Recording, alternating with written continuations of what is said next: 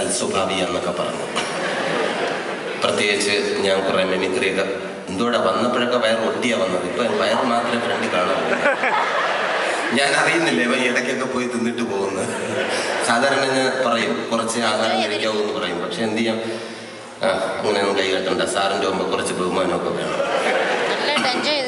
പോക്കറ്റിൽ നിന്ന് കൈയിട്. ഒരു സ്റ്റേജിലാണ്. നീ എന്തിനു വേണ്ടിയിട്ടാണ് അതിനകത്ത് കൈയിടുന്നതെന്ന് എനിക്കറിയാം. അതൊന്നും വേണ്ട. ഓട്ട് കയറി നിൽക്കും. സ്ഥലം ഫിലോഡൽഫിയാണ്. വളരെ ക്ലിയർ ആയിരിക്കണം. അറിയാലോ. അപ്പോൾ നീ എന്താണെന്ന് വെച്ചാൽ ചെയ്യാനുള്ളതെല്ലാം ചെയ്തിട്ട് പോ. ആദ്യമായിട്ടാണ് കിഷോർ ഇവിടെ വരുന്നത്. ഇപ്പൊ വിചാരിക്കും ഇവനെ കൊണ്ട് സംവാദം ഉറപ്പിക്കുന്നില്ല എന്ന്. കൈയാത്ര പറഞ്ഞോ, എന്താണെന്ന് വെച്ചാൽ. ഞാൻ പഠിപ്പിച്ച അതേ സംഭവം ഇവിടെ ചെയ്യാം. നിന്റേതായിട്ടുള്ളൊരു സംഭവമായിട്ട് തന്നെ ചെയ്യണം. കൽപ്പനയുടെ ശബ്ദം അതിഗംഭീരമായിട്ട് കിഷോർ ഇമിറ്റേറ്റ് ചെയ്യും. ഒന്നും കൂടി ചെയ്തേ. ക്ലിയർ ആയിരിക്കണം. ഫിലോഡൽഫിയാണ്. സ്നേഹിച്ചു കഴിഞ്ഞാൽ നക്കിക്കൊല്ലും, അതല്ലെങ്കിൽ നെഞ്ചു കയറിയിരുന്ന് പൊങ്കാലയും. ഇത് ഏത് വേണമെന്ന് നീ തന്നെ തീരുമാനിക്കും. ശരി, അത് രക്ഷപ്പെടാനുള്ള ഒരു മാർഗം. അതൊന്നും വേണ്ട. ക്ലിയർ ആയിട്ട് ചെയ്.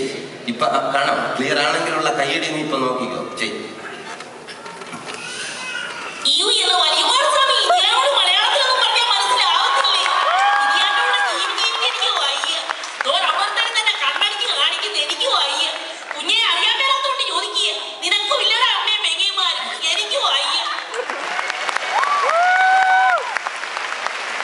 എന്തായാലും ഗംഭീരമായിട്ട് ചെയ്തു. എന്റെ വില നീ നിലനിർത്തി.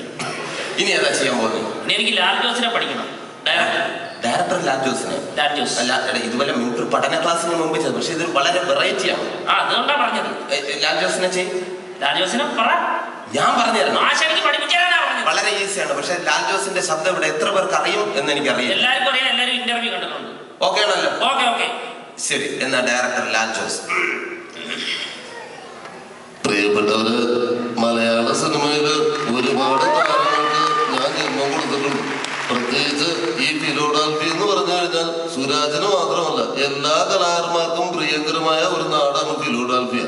അതുകൊണ്ട് തന്നെ താരസമയത്തിലെ എല്ലാ ആർട്ടിസ്റ്റുകളെയും പ്രോത്സാഹിപ്പിക്കണമെന്ന് പറഞ്ഞുകൊണ്ട് നിർത്തുന്നു.